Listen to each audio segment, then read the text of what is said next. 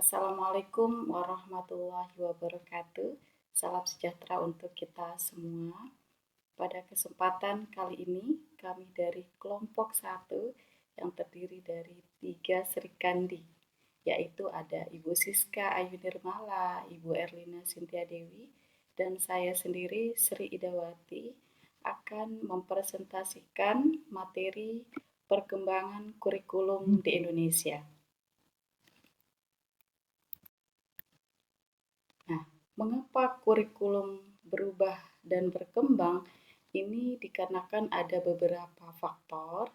Di sini kami cantumkan ada 3 faktor. Yang pertama, perkembangan teknologi semakin lama semakin pesat.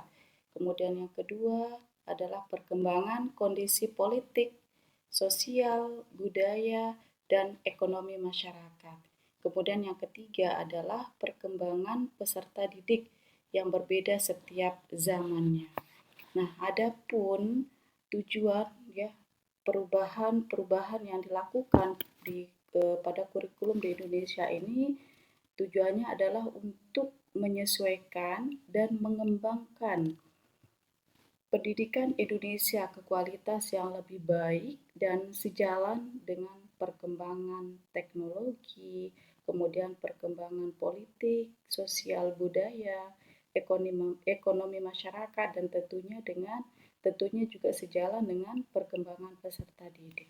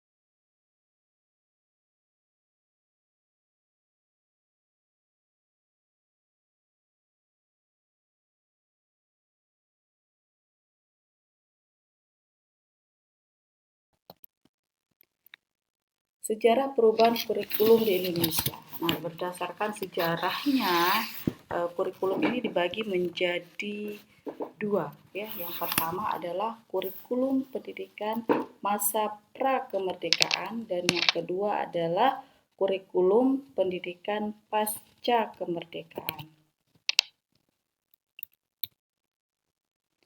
Adapun kurikulum prakemerdekaan, kurikulum yang digunakan Indonesia prakemerdekaan ini dipengaruhi oleh tatanan sosial politik Indonesia. Nah, susunan persekolahan zaman kolonial ini adalah sebagai berikut ya, ada 3. Yang pertama, persekolahan anak-anak pribumi untuk golongan non-priai itu menggunakan pengantar bahasa daerah. Nah, namanya sekolahnya itu adalah desa 3 tahun. Kemudian yang kedua, untuk orang timur asing disediakan sekolah seperti sekolah Cina 5 tahun dengan pengantar bahasa Cina. Kemudian ada Holland Chinese School yang berbahasa Belanda selama 7 tahun.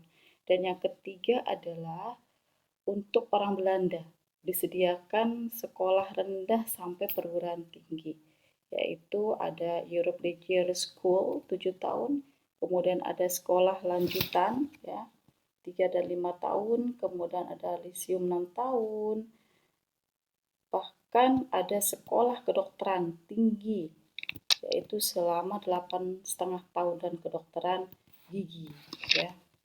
Kedokteran gigi 5 tahun.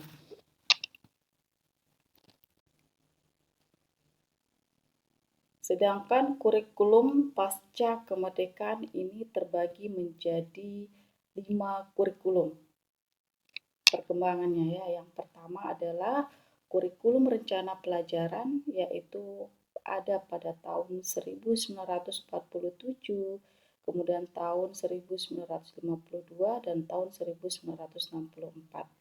Dan yang kedua, kurikulum berorientasi pencapaian tujuan, yaitu pada tahun 1975, kemudian tahun 1984 dan tahun 1994. Yang ketiga adalah kurikulum berbasis kompetensi, yaitu pada tahun 2004.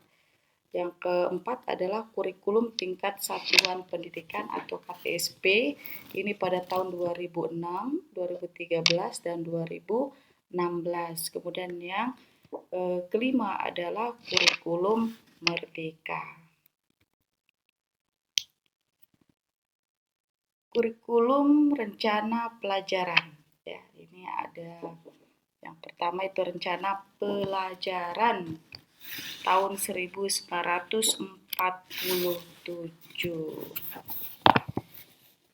Adapun kurikulum ini pertama ya yang lahir pada masa kemerdekaan. Dan memakai istilah Leerplan. Dalam bahasa Belanda itu artinya rencana pelajaran, lebih populer daripada kurikulum. Adapun rencana pelajaran tahun 1947 ini baru dilaksanakan sekolah itu pada tahun 1950. Sejumlah kalangan menyebut sejarah perkembangan kurikulum ini diawali dari kurikulum 1950. Adapun bentuk dari kurikulum rencana pelajaran 1947 ini memuat dua hal pokok. Yang pertama adalah daftar mata pelajaran dan jam pengajarannya, dan yang kedua adalah garis-garis besar pengajaran atau GBP. Kecerdasan yang ketiga adalah emosional atau artistik, kemudian yang keempat adalah keprigelan ya atau keterampilan, dan yang kelima adalah jasmania. Nah, yang kedua yaitu rencana pelajaran terurai, yaitu pada tahun 1952. Adapun ciri dari kurikulum 1952 ini bahwa setiap rencana pelajaran harus memperhatikan isi pelajaran yang dihubungkan dengan kehidupan sehari-hari. Kurikulum ini juga lebih merinci pada setiap mata pelajaran, dan yang ketiga silabus mata pelajarannya jelas sekali.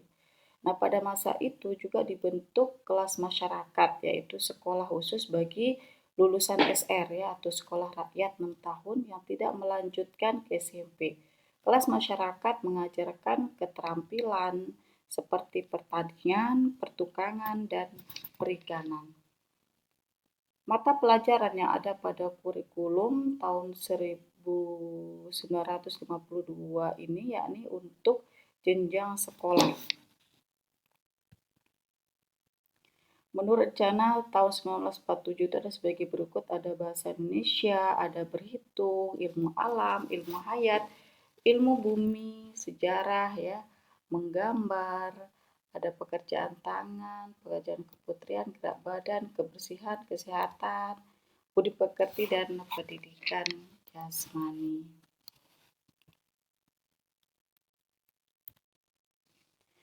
Nah, untuk kurikulum rencana pelajaran, yaitu kurikulum rencana tahun 1964,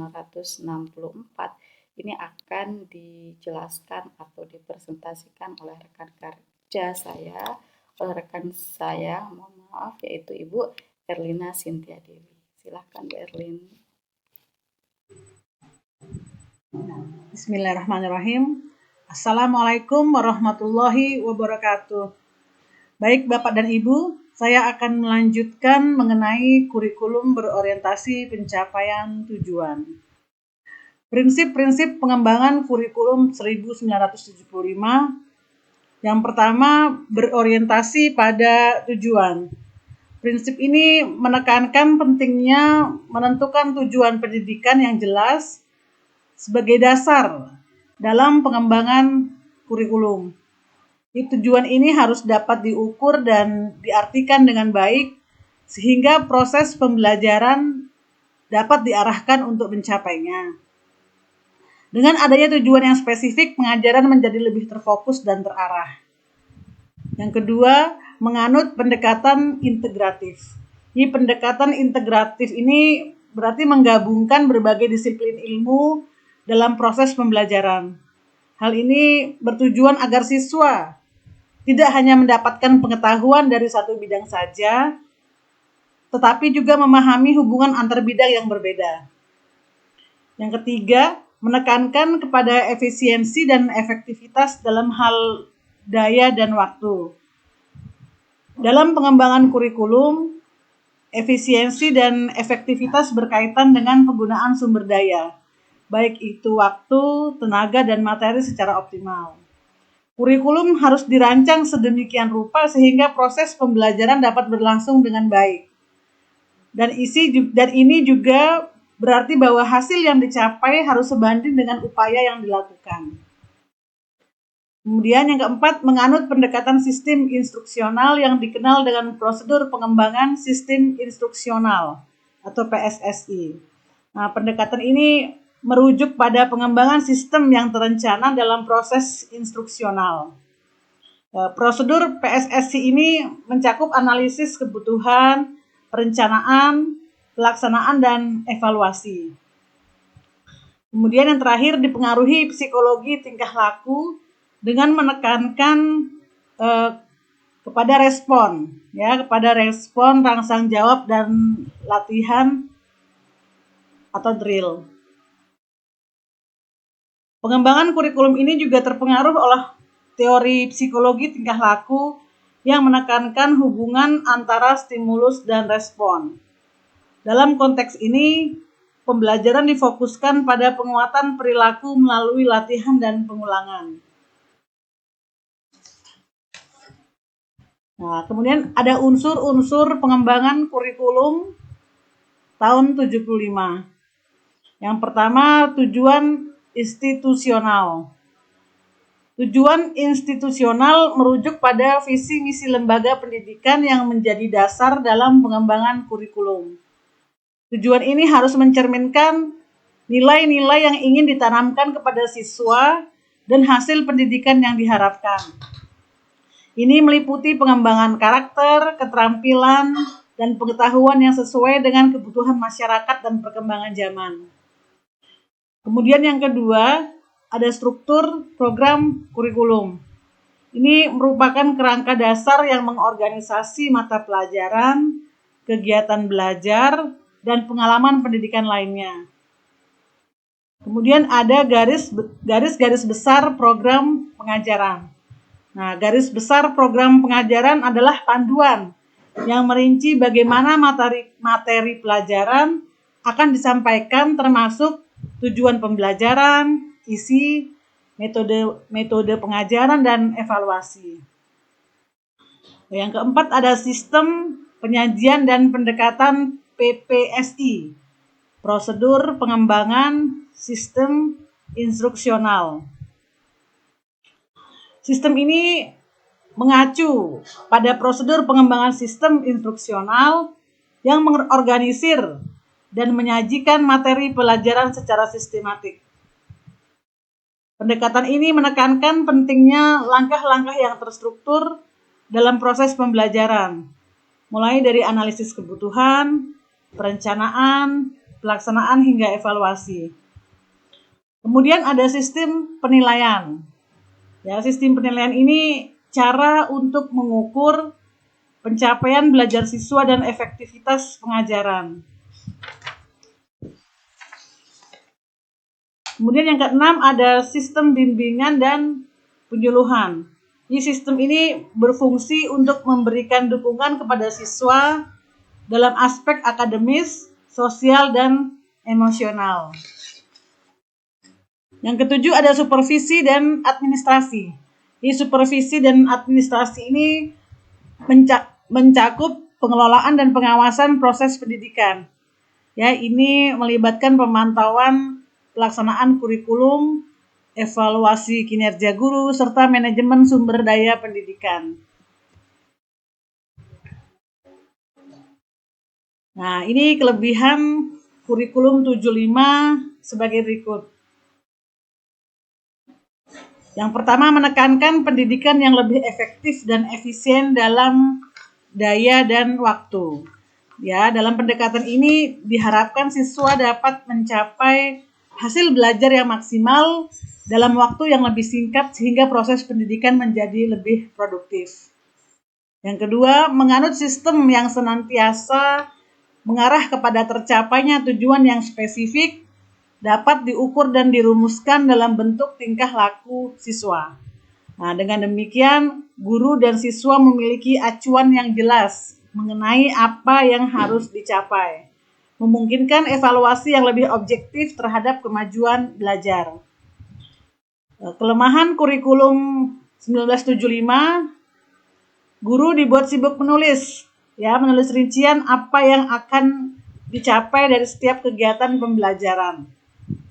Guru harus meluangkan banyak waktu untuk merumuskan dan mencatat apa yang akan dicapai dalam setiap kegiatan, yang dapat mengurangi waktu untuk fokus pada pengajaran dan interaksi dengan siswa. Kemudian ada kurikulum tahun 1984. Ini karakteristiknya yang pertama, berorientasi kepada tujuan instruksional. Ini karakteristik ini menekankan pentingnya tujuan yang jelas dalam proses pembelajaran. Jadi setiap aktivitas dan materi yang diajarkan dirancang untuk mencapai tujuan tertentu yang spesifik dan dapat diukur.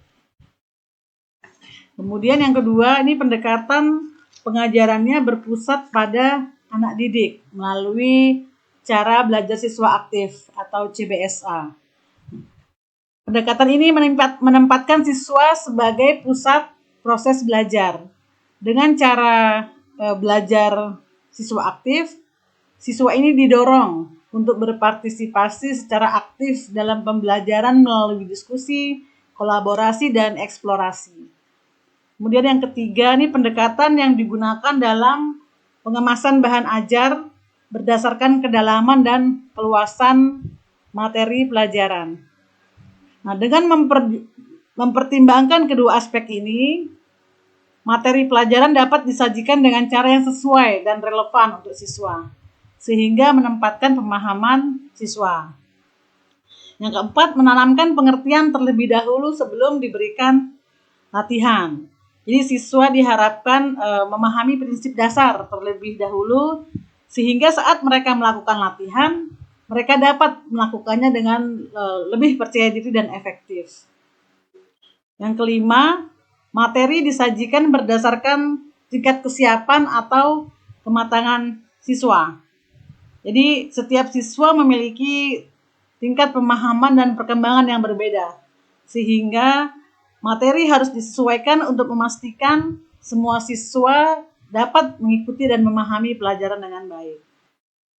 Yang keenam, menggunakan pendekatan keterampilan proses. Karakteristik ini menekankan pengembangan keterampilan proses dalam pembelajaran. Siswa tidak hanya diajarkan konten, tetapi juga diajarkan bagaimana cara berpikir, menganalisis, dan menyelesaikan masalah. Nah, ini kebijakan dalam penyusunan kurikulum tahun 1984 adalah sebagai berikut. Yang pertama, adanya perubahan dalam perangkat mata pelajaran inti. Jadi kurikulum tahun 1984 mengalami perubahan signifikan dalam perangkat mata pelajaran inti yang ditawarkan. Beberapa mata pelajaran inti yang diajarkan ini mencakup agama, pendidikan moral Pancasila, pendidikan sejarah perjuangan bangsa, dan lain sebagainya. Nah, perubahan ini bertujuan untuk memperkuat landasan pendidikan karakter di wawasan kebangsaan dan keterampilan dasar yang diperlukan siswa dalam menghadapi tantangan zaman. Kemudian yang kedua nih penambahan mata pelajaran pilihan. Jadi kurikulum tahun 1984 ini memperkenalkan penambahan 22 mata pelajaran pilihan yang disesuaikan dengan jurusan masing-masing. Ya. Dengan adanya pilihan ini, siswa dapat memilih mata pelajaran yang lebih relevan dengan minat dan bakat mereka. Memungkinkan siswa untuk mendalami bidang studi tertentu sesuai dengan rencana karir yang diinginkan. Kemudian ada perubahan program jurusan di program A dan program B. Nah, kurikulum ini juga mencakup perubahan dalam program jurusan yang terdiri dari program A dan program B. Program A ini biasanya lebih umum dan bersifat dasar, sementara program B dirancang untuk memberikan spesialisasi yang lebih dalam di bidang tertentu. Kemudian yang keempat, pentahapan waktu pelaksanaan.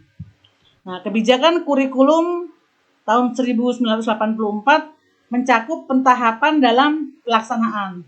Ini berarti bahwa kurikulum tidak diterapkan secara sekaligus tetapi melalui tahapan tertentu agar implementasinya lebih terencana dan efektif.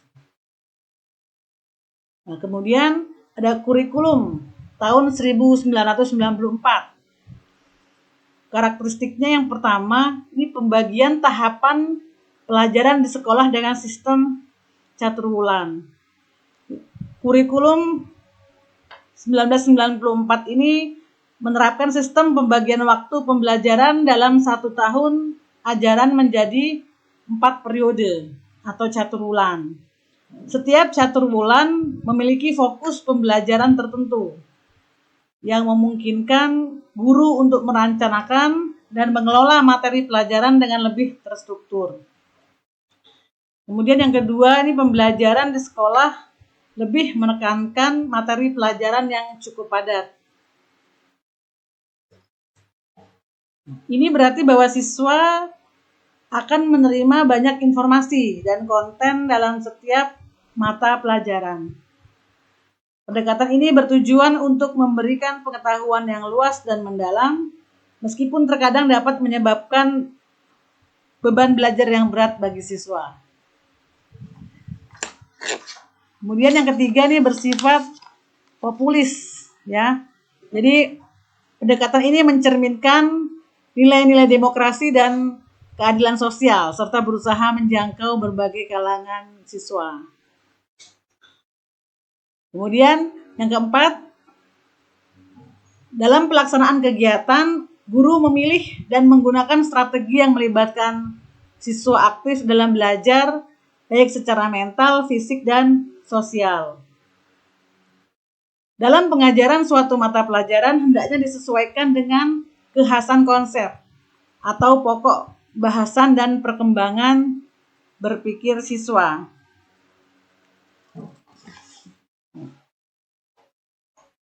Ini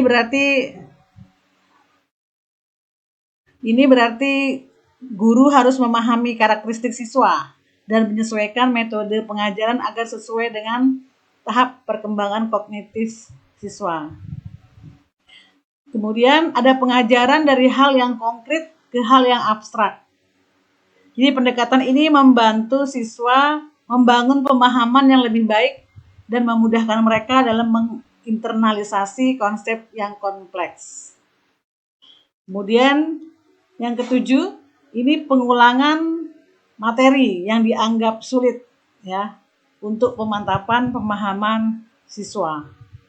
Tuh. Dengan cara ini, siswa memiliki kesempatan untuk memahami kembali konsep yang belum dikuasai dan memperdalam pengetahuan mereka yang sangat penting untuk proses pembelajaran yang efektif.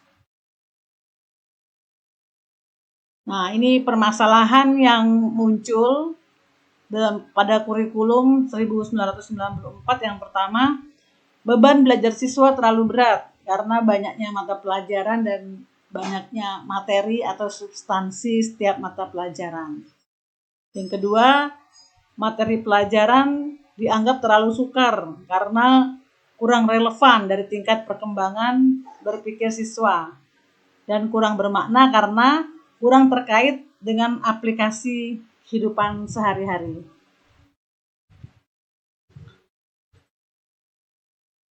Ya, KBK yang dikedepankan penguasaan materi, hasil, dan kompetensi paradigma pembelajaran versi UNESCO, yaitu learning to know, learning to do, learning to live together, and learning to be. Silabus ditentukan secara seragam, peran serta guru dan siswa dalam proses pembelajaran, silabus menjadi kewenangan guru.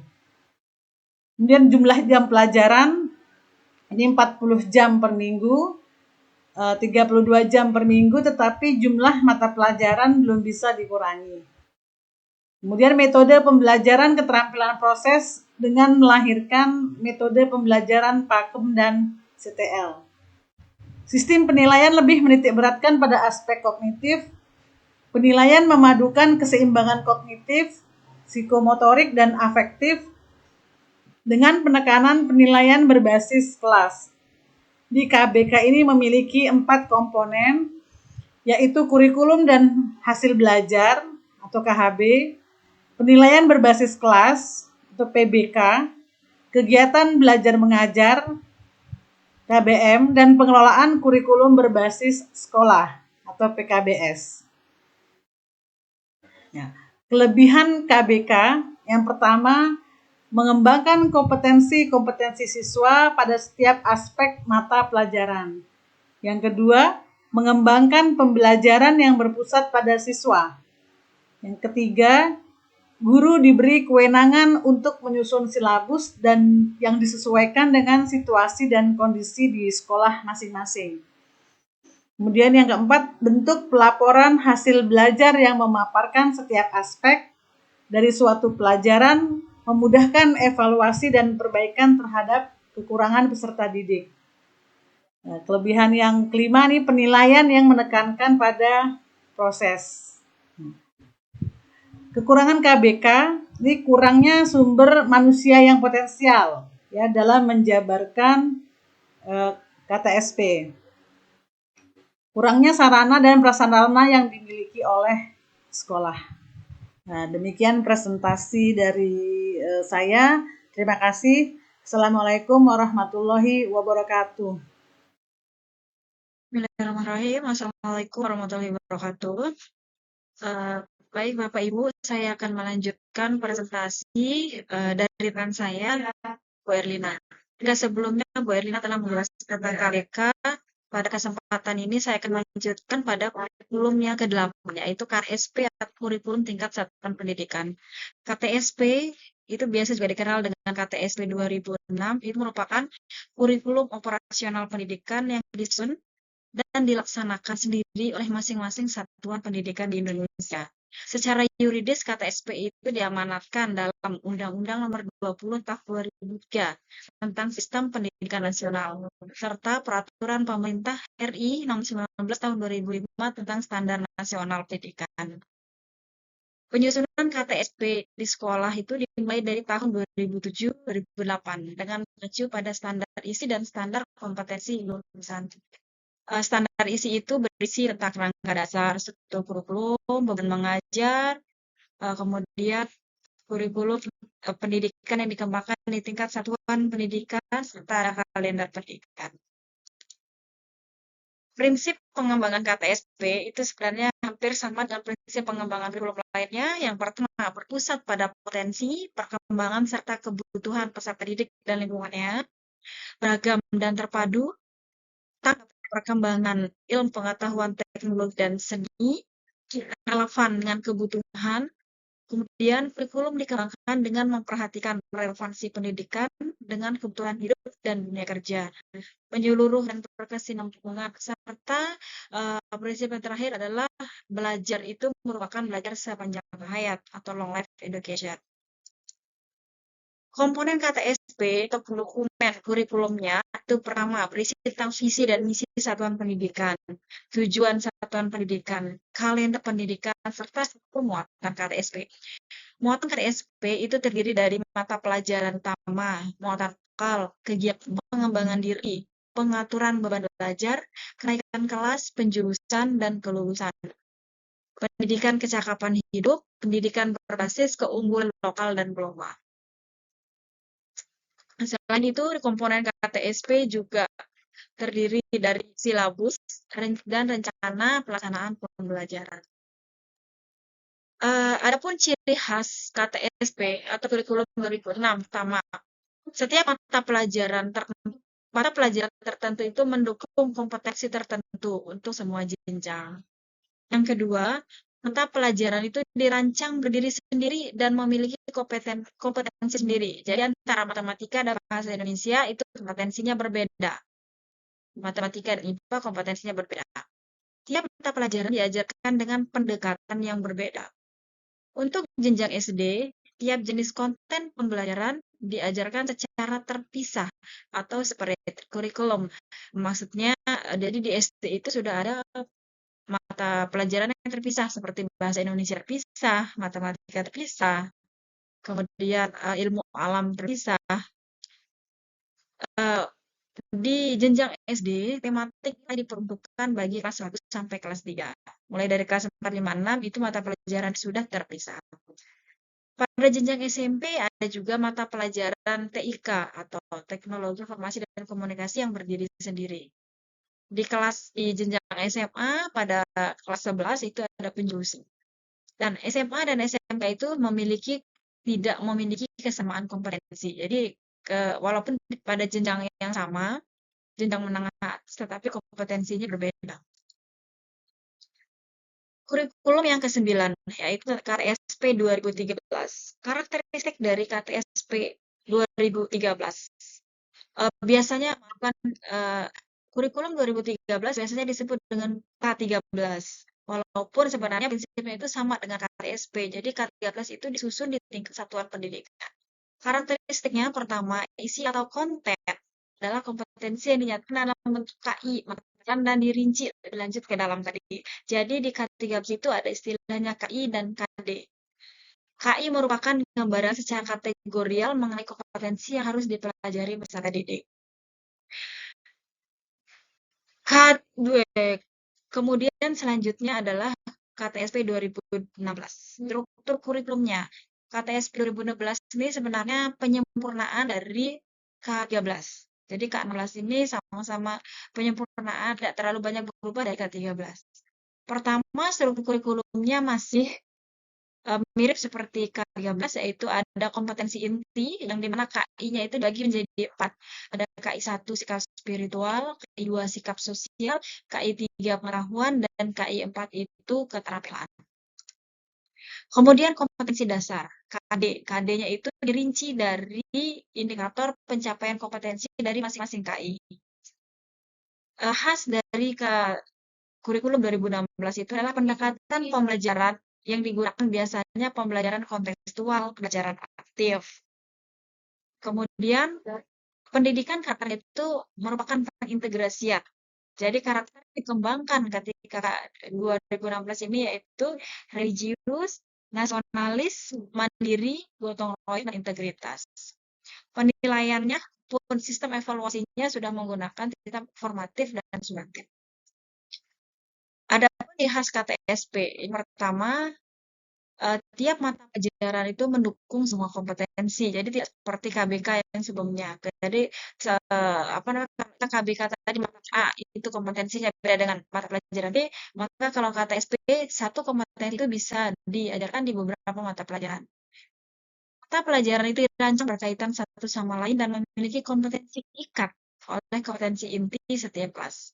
Semua mata pelajaran itu diajarkan terkait dan terpadu dengan pendekatan saintifik. Untuk jenjang SD, konten pembelajarannya itu diajarkan terpadu atau menggunakan kurikulum atau integrated curriculum. Jadi di jenjang SD itu pembelajaran tematiknya sudah dari kelas 1 sampai kelas 6. Jadi tidak ada pemecahan mata pelajaran. Di KTSP juga TIK tidak merupakan pelajaran wajib, TIK itu sebagai sarana pembelajaran siswa SMP. Di SMA tidak ada penjurusan, tetapi ada mata pelajaran wajib, peminatan, antar minat, dan pendalaman minat. Selanjutnya yang terakhir adalah kurikulum merdeka. Kurikulum merdeka itu pertama kali diinisiasi oleh Mas Menteri kita di tahun 2022. Jadi penerapannya itu dilakukan secara parsial.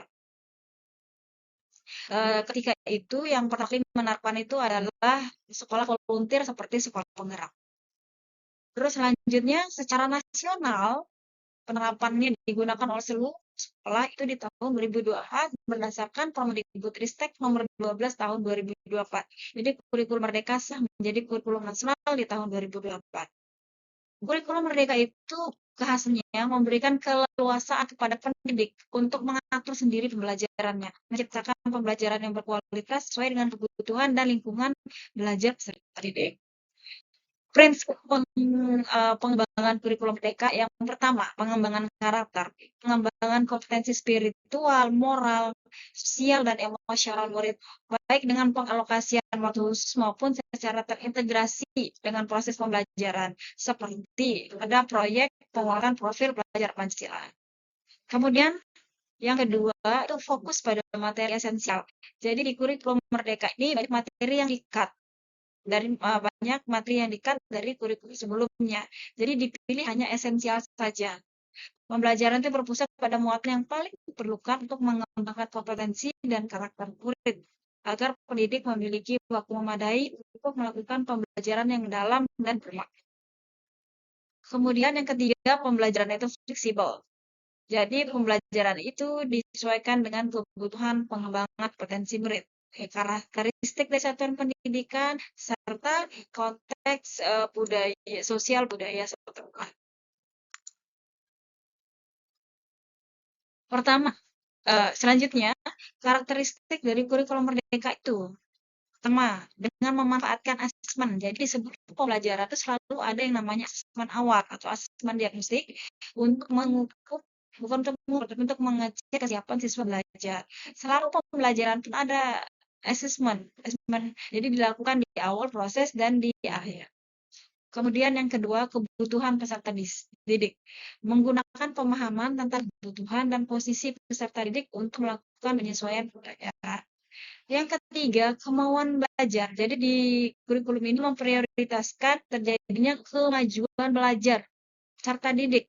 Jadi bukan tuntasan kurikulum, tapi ada tidak kemajuan dari hasil belajar peserta didik. Kemudian yang keempat, refleksi kolaboratif. Jadi mengacu pada refleksi atas kemajuan belajar peserta didik yang dilakukan kolaboratif dengan pendidik lain. Jadi di sini ada kerjasama antar guru, baik antar mata pelajaran maupun lintas mata pelajaran ketika kita menyusun perencanaan pembelajarannya. Struktur kurikulum, ini saya mengambil spesifik di jenjang SMP. Pertama, kegiatan pembelajaran itu ada 3, interkurikuler, kokurikuler, dan ekstrakurikuler. Kegiatan intrakurikuler itu meliputi muatan pelajaran. Ada 10 mata pelajaran di jenjang SMP. Pertama, pendidikan agama dan budaya pekerti, pendidikan Pancasila, bahasa Indonesia, matematika, IPA, IPS, bahasa Inggris, PJOK, seni, dan muatan lokal ini merupakan mata pelajaran pilihan. Satu yang pelajarannya pada kurikulum merdeka adalah 40 menit. Dengan alokasi kegiatan intrakurikuler per tahun itu 1044 JP dan kegiatan kokurel yang berupa P5 itu 360 JP. Kemudian, khas dari kurikulum merdeka itu adalah kegiatan kokurikulernya berupa pengembangan karakter, yaitu proyek penguatan profil pelajar Pancasila. Pada kurikulum merdeka ini definisikan bahwa profil pelajar Pancasila itu ada Yang pertama, beriman dan bertakwa kepada Tuhan Yang Maha Esa dan berakhlak mulia. Yang kedua, bergotong royong. Ketiga, bernalar kritis. Keempat, berkebinekaan global. Kelima, mandiri. Dan terakhir, kreatif. Sebenarnya tujuan kelima ini adalah untuk mengembangkan keenam karakter tersebut dengan cara mengeksplorasi ilmu pengetahuan, mengembangkan keterampilan, serta menguatkan pengembangan 6 dimensi tersebut. Kemudian mempelajari secara tematik atau isu-isu penting seperti gaya hidup berkelanjutan, toleransi, kesehatan mental, budaya, wirausaha, teknologi, dan sebagainya. Yang ketiga adalah melakukan aksi nyata sebagai respon terhadap isu-isu tersebut. Jadi di sini siswa banyak melakukan aktivitas, baik aktivitas berupa observasi lingkungan ataupun mereka terjun langsung ke masyarakat. Selanjutnya, capaian pembelajaran. Capaian pembelajaran di kurikulum mereka dirumuskan ke dalam 6 fase dalam jangka waktu sesuai dengan tingkat kompetensi peserta didik. Jadi ada fase A, B, C, D, E, F. Sebelumnya ada istilah fase fondasi, yang mana itu adalah fase prasekolah, ya, TK, PAUD, MA. Kemudian fase A, SD kelas 1, 2, fase B, SD kelas 3, 4, fase C, SD kelas 5, 6, fase D, SMP di kelas 7, 8, 9, fase E, SMA kelas 10, fase F, SMA kelas 11, dan kelas 12. Kelebihan kurikulum merdeka. Kurikulum merdeka ini sebenarnya kurikulum yang lebih sederhana, tapi mendalam. Jadi sederhana dan mendalam. Kemudian kurikulum merdeka ini lebih memfokuskan pada pengetahuan esensial dan pengembangan peserta didik berdasarkan tahapan prosesnya. Pembelajarannya pun lebih bermakna, tidak tergesa-gesa, dan terkesan menuntaskan materi seperti yang ketika berbasis kompetensi, maka itu kita terkesan belajar atau menuntaskan materi. Tapi kalau kurikulum merdeka tidak. Yang penting materinya itu selesai dalam satu kelas. Kalaupun tidak selesai di kelas 7, bisa dilanjutkan di kelas 8. Peserta didiknya lebih merdeka. Jadi SMA sudah tidak ada lagi program peminatan. Peserta didik itu boleh memilih mata pelajaran apa yang dia hendaki atau yang dia minati sesuai bakat dan aspirasi. Selain itu, kegiatan belajar mengajar guru itu dapat melaksanakan pembelajaran sesuai penilaian terhadap jenjang capaian dan perkembangan peserta didik. Ada beberapa hambatan dalam melaksanakan dalam melakukan implementasi kurikulum merdeka. Pertama, sistem pendidikan dan pengajaran dirancang itu belum terrealisasi dengan baik. Yang kedua, SDM kita yang belum siap untuk menghadapi adanya perubahan serta sistem yang belum terstruktur. Karena merdeka ini guru itu dituntut untuk kreatif dan inovatif dalam melakukan pengembangan pembelajaran kelas. Kemudian SDM guru yang belum siap, tadi yang saya sebut tadi, guru yang belum siap untuk mengimplementasikan kurikulum merdeka di dalam. Baik Bapak Ibu, demikian yang bisa saya jelaskan. Jika ada pertanyaan, Bapak Ibu bisa menulisnya di kolom komentar. Sekian dan terima kasih. Wassalamualaikum warahmatullahi wabarakatuh.